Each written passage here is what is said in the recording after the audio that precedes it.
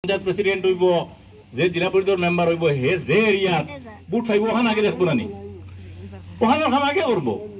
আর যেখানে বুট পাইছে না এখানে কাম করতো নাই, থাকলে দৌড়াদৌড়ি করবো, চকুর লজ্জা দৌড়াদৌড়ি করবো, আনলে করতো নাই।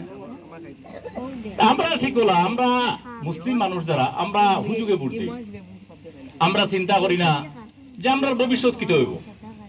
এখনকার যে পরিস্থিতি, আমরা যদি না কিছু যদি বুটবার যদি না দেই, আমরা ডেভেলপমেন্ট হইব নি, আমরা ডেভেলপমেন্ট হইতো নাই, আমরা কোনো পাওয়ার থাকতো না, আমরা কোনো ক্ষমতা থাকতো নাই। মুখ্যমন্ত্রী গতদিন আইয়া রামকৃষ্ণনগর আইয়া বক্তব্য রাখছেন, তাই কইছেন যে এবার হিন্দু মুসলমান আমি আমার বিশ্বাস আছে এবার আমার ভোট দিব। গতদিন আমারও বুঝছেন, গতদিন আমরা একলগে আমরা চার্টার ফ্লাইটে একলগে আইসি, যেতে সময় আমি ফিরে গেছি, আমি আসলাম ট্রিটমেন্টও,